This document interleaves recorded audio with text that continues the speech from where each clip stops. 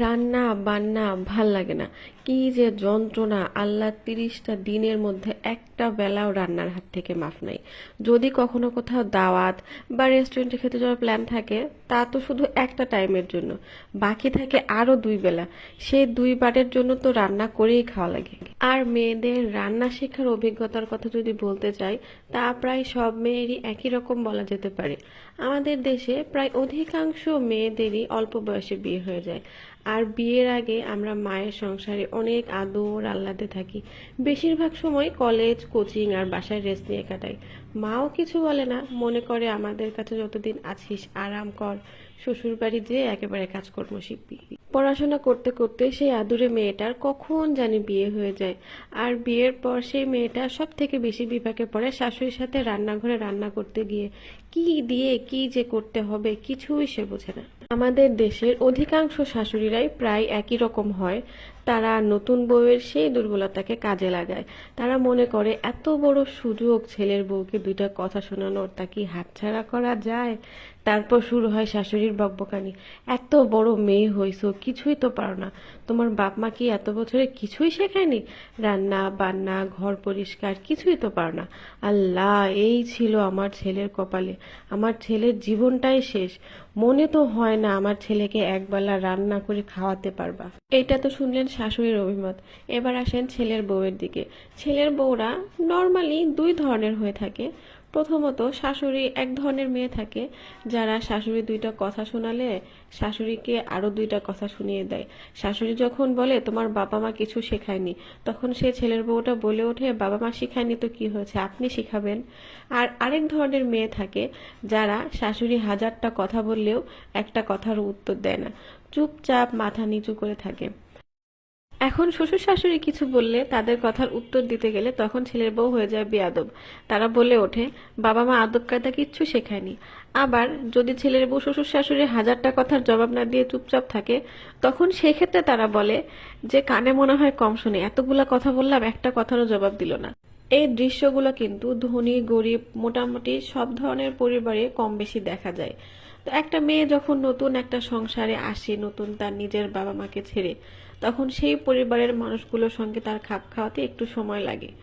সেই সময়টা যদি শাশুড়িরা একটু ধৈর্য ধরে নতুন একটা মেয়েকে দেয়, তাহলে কিন্তু সংসারে অশান্তি বা অন্য কিছু হয় না। একটা মেয়ে, তাকে অবশ্যই রান্না শিখতে হবে, সে রান্না শিখবে, সে একদিন সন্তানের মা হবে, তার সংসার হবে, সে তার স্বামীকে রান্না করে খাওয়াবে, সেজন্য তো তাকে একটু সময় দিতে হবে। আর রান্না বান্নার বিষয়টা একটু প্র্যাকটিসের ব্যাপার। যে কোনো খাবার একবার রান্না করলেই যে আহামরি সুস্বাদু হবে তেমন কিছু না। সেই একই খাবার বারবার রান্না করতে করতে একটা সময় সেই খাবারটা সুস্বাদু হয়ে যায়। তাই বলে একটা খাবার একবার রান্না করার পর যদি সুস্বাদু না হয়, তাহলে কিন্তু এমন মনে করা যাবে না যে সেই খাবারটা আমার হাতে ভালো হয়নি, আমি সেটা আর কখনোই বানাবো না, আমি অন্য কিছু ট্রাই করব। একটা জিনিস একবার রান্না করার পরে ভালো না হলে সেটা বারবার প্র্যাকটিস করতে হবে, বারবার ট্রাই করতে হবে। ট্রাই করতে করতে একবার অবশ্যই হবে। আবার এমন না যে যারা রান্না করতে করতে অভিজ্ঞ হয়ে গিয়েছে তাদের হাতের খাবার খারাপ হয় না, তাদের হাতের খাবারও খারাপ হয়। এটা হতেই পারে, রান্না করতে গেলে কখনো লবণ বেশি বা কখনো তেল কম, এটা হতেই পারে। সেটা উচিত আমাদের পরিবারের সবার সঙ্গে একটু অ্যাডজাস্ট করে নেওয়া। এইভাবে অল্প অল্প করে অ্যাডজাস্ট করতে করতে সেই পরিবারের নতুন বউটা একটা সময় আস্তে আস্তে পুরানো বউ হয়ে যায়। সে আস্তে আস্তে রান্না বান্না সব শিখে যায়। আস্তে আস্তে শাশুড়িরাও হয়তো বয়স্ক হয়ে যায়, বৃদ্ধ হয়ে যায়। তখন শাশুড়িরা ছেলের বউর হাতের রান্না খায়, খেয়ে বলে তোমার হাতের রান্না অনেক ভালো। আর আমাদের শাশুড়িরা একটা সময় যখন ছেলের বউ বাসায় আসে, নতুন বউ আসে, তখন তারা ভুলে যায় একটা সময় তারাও ছেলের বউ ছিল, আর ছেলের বউ থেকেই তারা শাশুড়ি হয়েছে। সম্পর্কের রূপ বছরের পর বছর, দিনের পর দিন সম্পর্কের রূপ বদলায়। সব সময় সবার হাতে সময় থাকে না। যখন শাশুড়ির হাতে সময় থাকে, তখন শাশুড়ি ছেলের বউদের কথা শোনায়। আর আস্তে আস্তে শাশুড়ির হাত থেকে ছেলের বউয়ের হাতেও কিন্তু সময় আসে, যখন শাশুড়ি একদম বৃদ্ধ হয়ে যায়।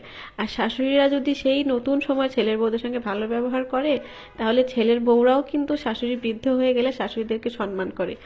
শাশুড়ি ছেলের বউর যে সম্পর্কগুলোর কথা বললাম, সেগুলো যে সব ক্ষেত্রে একই রকম হবে তা না। অনেক সময় আছে অনেক রকমের ভিন্নতাও দেখা যায়। সব সময় যে ছেলে শাশুড়ির বউ আর ছেলের সঙ্গে দা কুমড়া সম্পর্ক থাকে তা কিন্তু না। অনেক সময় বন্ধুত্বপূর্ণ সম্পর্কও থাকে। অনেক সময় এমন থাকে কোনো মেয়ে তার জন্মের পরে তার মা নেই, বিয়ের পরে শ্বশুর বাড়িতে যে শাশুড়িকে তার নিজের মায়ের মতো করে দেখে। আবার শাশুড়িও সেই জিনিসটাকে উপভোগ করে, সেও সেই ছেলের বউটাকে নিজের মেয়ের মতো করে দেখে। তো এই হলো আমাদের সমাজে রান্না বান্না, শাশুড়ি ছেলের বউ, ছোটখাটো কিছু সম্পর্কের গল্প। অনেক বড় বড় কথা শোনালাম আজকে আপনাদেরকে, ভালো লাগলে শুনেন, না লাগলে শুনেন না, আমাকে আবার কেউ বকাবকি করেন না। তো এই ছিল আজকে, দেখলেন বেশ কিছু রান্না বান্না করেছি।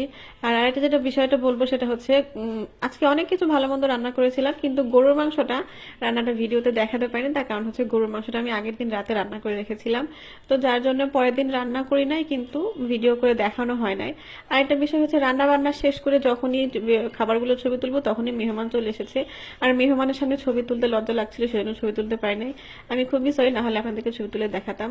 আর রান্না বান্না শেষ করার পরে তো বুঝতেই পারছেন, মেয়ে মানুষের রান্না বান্না শুধু করলেই হয় না, রান্না বান্না করার পরে রান্নাঘর পরিষ্কার পরিচ্ছন্ন করারও একটা ব্যাপার থাকে। খুব একদম তড়িৎ গতিতে রান্না বান্না শেষ করতে হয়, রান্না বান্না শেষ করে আবার রান্নাঘর পরিষ্কার পরিচ্ছন্ন করতে হয়, তা না হলে আবার আমাদের রাতের ঘুম খাওয়া কোনো কিছুই হয় না। এই ছিল আমার আজকের ভিডিও। আমার রান্না বান্না যেহেতু শেষ, এখন আমি রান্নাঘর পরিষ্কার পরিচ্ছন্ন করছি। রান্নাঘর পরিষ্কার করার পরে আমি যাব আমার সংসারে আরো কিছু কাজ পড়েছে সেগুলো করতে। আর ততক্ষণ পর্যন্ত আপনারা আমার ভিডিওটা দেখতে থাকুন। আর আমার ভিডিওটা ভালো লাগলে অবশ্যই লাইক কমেন্ট শেয়ার করে দিবেন। আর খুব বেশি যদি ভালো লাগে তাহলে আমার পেজটাতে একটা ফলো দিয়ে যেতে পারেন। আমার পেজে যদি ফলো দিয়ে যান তাহলে আমি নেক্সট যে কোনো ভিডিও আপলোড দিলে সেই ভিডিও নোটিফিকেশনটা আপনাদের পেজে অটোমেটিক্যালি আসতে থাকবে। আমার আজকের ভিডিওটা আপনাদের কাছে কেমন লেগেছে কমেন্ট বক্সে জানাতে কিন্তু ভুলবেন না। আর কেমন ভিডিও আপনাদের ভালো লাগে সেটাও জানাবেন, চেষ্টা করবো আপনাদের পছন্দ মতো ভিডিও তৈরি করতে। তো এই ছিল আমার আজকের ভিডিও, দেখা হবে নেক্সট কোনো ভিডিওতে। সে পর্যন্ত সবাই ভালো থাকবেন, সুস্থ থাকবেন, আল্লাহ হাফেজ। আর এই হচ্ছে আমার রান্নাঘর পরিষ্কার পরিচ্ছন্ন করা। রান্নাঘর আমি প্রত্যেক দিন 2 বেলা করে রান্নাঘর পরিষ্কার করি, তা না হলে আমার ঘুম হয় না। এখন আমার রান্নাঘরের ধোয়া মোছা একদম শেষ, কমপ্লিট। এই হচ্ছে ফাইনাল লুক। আল্লাহ হাফেজ, সবাই ভালো থাকবেন।